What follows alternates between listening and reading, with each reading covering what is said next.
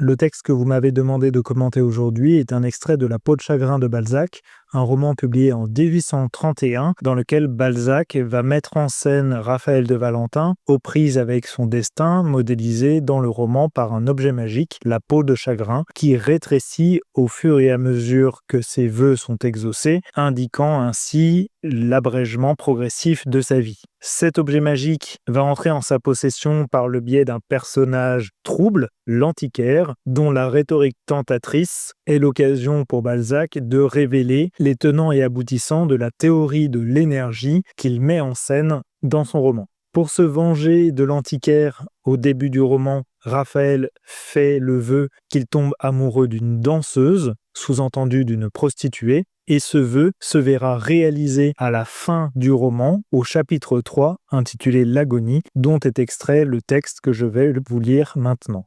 Raphaël se souvint du souhait goguenard par lequel il avait accueilli le fatal présent du vieux homme, et savoura tous les plaisirs de la vengeance en contemplant l'humiliation profonde de cette sagesse sublime dont naguère la chute semblait impossible. Le funèbre sourire du centenaire s'adressait à Euphrasie, qui répondit par un mot d'amour. Il lui offrit son bras desséché, fit 2 ou 3 fois le tour du foyer, recueillit avec délice les regards de passion et les compliments jetés par la foule à sa maîtresse, sans voir les rires dédaigneux, sans entendre les railleries mordantes dont il était l'objet.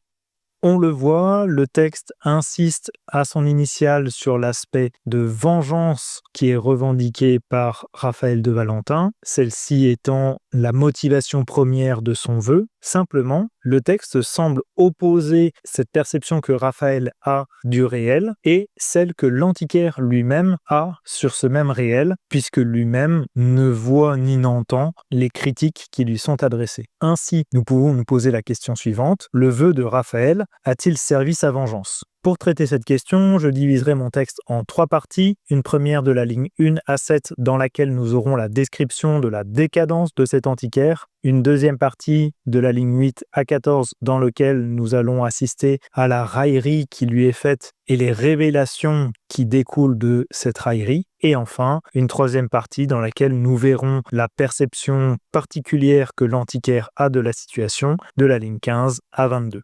Je commence ainsi mon commentaire. Le texte s'ouvre sur l'aspect mémoriel que revêt le passage à travers le verbe souvenir, mais aussi par les systèmes temporels, le passé simple, le plus que parfait qui montre la valeur achevée, le déictique naguère, etc., qui vont opposer leur première rencontre passée et cette nouvelle rencontre présente. La référence au souhait goguenard, dont l'adjectif révèle l'aspect grossier qui sous-tendait le mot danseuse, et sur la dynamique de vengeance, le mot apparaît à la ligne 2, qui sous-tendait ce vœu. Le verbe savourer, lui aussi à la ligne 2, qui appartient au champ lexical du goût, semble illustrer l'adage selon laquelle la vengeance serait un plat qui se mange froid. Et l'expression du fatal présent est particulièrement intéressante, d'une part par l'adjectif fatal qui relève de la notion tragique de destin, rappelant ainsi le caractère inéluctable du vœu et son caractère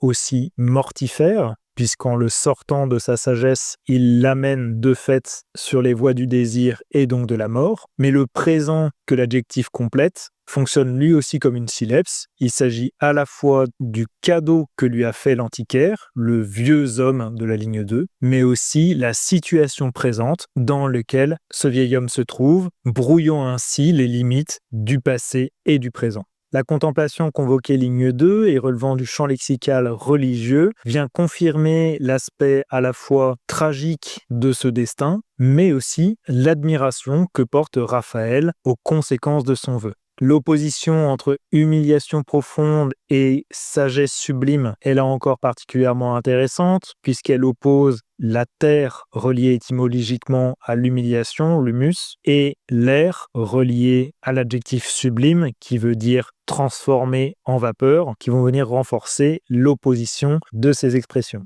Par ailleurs, lorsque l'on considère la place de ces adjectifs, on se rend compte qu'ils forment un chiasme avec les 2 systèmes précédents. Nous avons en effet 2 adjectifs antéposés, fatal présent et vieux homme, et 2 adjectifs postposés, humiliation profonde et sagesse sublime, qui vont venir encadrer et ainsi mettre en valeur la vengeance qui est au centre de ce système chiasmatique. Cela alors met cette vengeance dans une certaine forme de tension entre subjectivité et objectivité qui fonde le problème principal de cet extrait. La dernière proposition, qui est une subordonnée relative, qui insiste là encore sur l'aspect de subordination qu'il y a du vieux homme à Raphaël par le biais de son vœu, met en scène la puissance du destin qui permet en quelque sorte de réaliser l'impossible. L'apparition d'Euphrasie, une courtisane que Raphaël avait rencontrée lors du banquet chez Taillefer, qui à cette occasion ne faisait aucun mystère ni sur son métier ni sur sa philosophie de vie, amène un deuxième système d'opposition dans le texte entre l'antiquaire vieux et sa compagne jeune, semblant opposer le centenaire à l'amour dans la construction des compléments du nom. Par ailleurs, l'adjectif antéposé funèbre insiste là encore sur le fait que le personnage est à l'orée de sa propre mort, rappelant la philosophie balzacienne de l'énergie vitale qu'il avait lui-même formulée au début du roman. L'opposition se double cette fois-ci de la laideur et de la beauté, l'antiquaire étant caractérisé par son bras desséché, accentuant son aspect de cadavre, et Euphrasie, sa maîtresse, ligne 6, par la passion et les compliments qu'elle suscite dans la foule du foyer. Simplement, ces systèmes d'opposition, s'ils sont relativement objectifs, ne semblent pas être pris en compte par le personnage de l'antiquaire, comme le montre le double système négatif, sans voir et sans entendre, dont les compléments sont là encore des groupes nominaux avec adjectifs postposés et donc à valeur objective. L'idée est de montrer que ce qui importe pour l'antiquaire est moins la réalité objective que les délices, ligne 6, qu'il vit de manière subjective. Il est certes l'objet à la ligne 7 des railleries mordantes, mais il est bien le sujet des délices qu'il vit lui-même. Je passe ainsi à ma deuxième partie, qui va manifester explicitement les railleries mordantes sous-entendues dans le discours narrativisé de la ligne 7. Cette raillerie spécifique va gloser autour de cette opposition entre la jeunesse et la vieillesse, notamment en développant le champ lexical de la mort, cimetière, déterré, cadavre, et en assimilant Euphrasie à une créature fantastique, la goule, caractérisée par sa jeunesse. La goule est une créature merveilleuse, anthropophage, ce qui insisterait, sous la forme de ce bon mot, sur l'aspect de croqueuse d'homme que manifesterait Euphrasie. Le superlatif relatif, le plus élégant de tous les romantiques, est l'insistance sur le fait que ce personnage soit à la mode, puisque le romantisme est précisément le mouvement artistique et littéraire de cette époque, insiste sur la position privilégiée qu'a le railleur, ligne 10, par rapport à Euphrasie, qui manifeste sa joie à l'entendre par le sourire qu'elle fait à la ligne 10 aussi.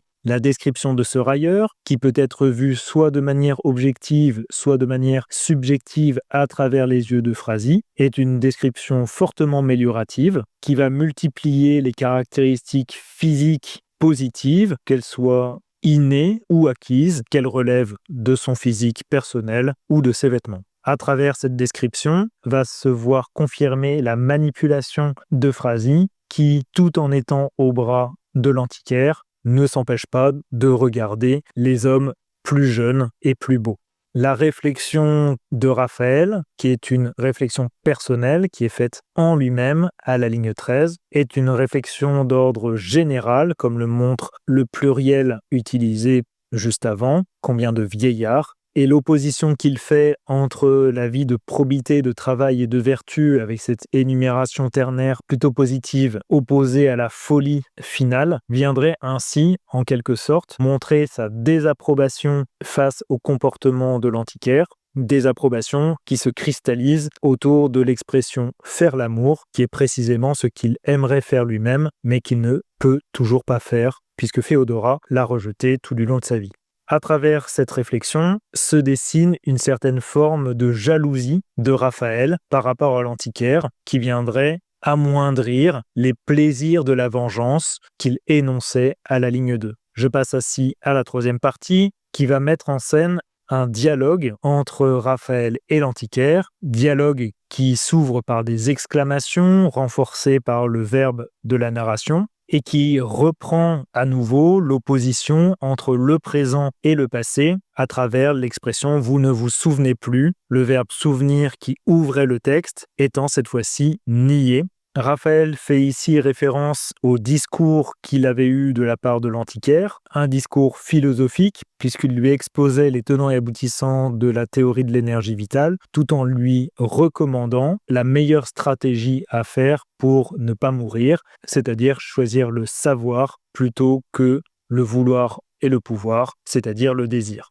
L'œillade à Euphrasie peut être ainsi interprété de deux manières différentes. Une première qui est l'aspect ironique que Raphaël de Valentin va mettre dans sa réplique, soulignant la différence qu'il y a entre l'antiquaire et sa compagne, mais elle peut aussi être interprétée dans une dynamique de jalousie, l'œillade ayant un sous-entendu sexuel ou au moins de séduction, qui rappellerait ainsi sa propre passivité en amour.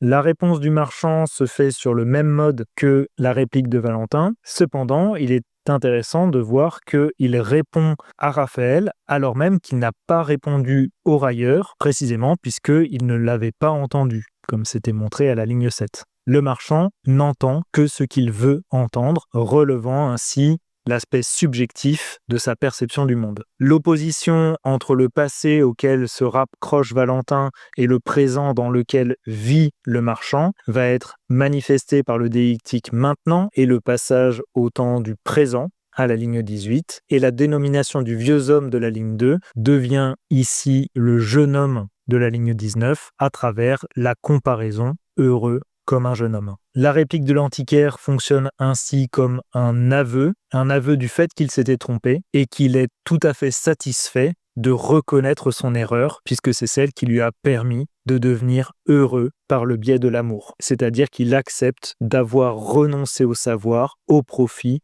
du désir. Le retour de la narration va venir manifester la rupture dans le dialogue, mais cette phrase peut être entendue à divers niveaux. Évidemment, puisqu'ils sont au théâtre, il s'agit de la fin de l'entracte. Le rideau de la représentation théâtrale ne va pas tarder à se relever, mais cela implique donc que celui de la représentation sociale tombe de manière définitive. Il s'agit de la fin de la comédie jouée au foyer. Les spectateurs de la pièce de théâtre regagnent leur place puisqu'ils ne peuvent plus être spectateurs de ce qu'il s'est passé pendant l'entracte. Il est intéressant de noter que tout cela se passe au moment de la sonnette de rappel, le mot étant là aussi syleptique. On sonne la reprise de la pièce puisqu'il n'y a plus rien à rappeler du souvenir de vengeance.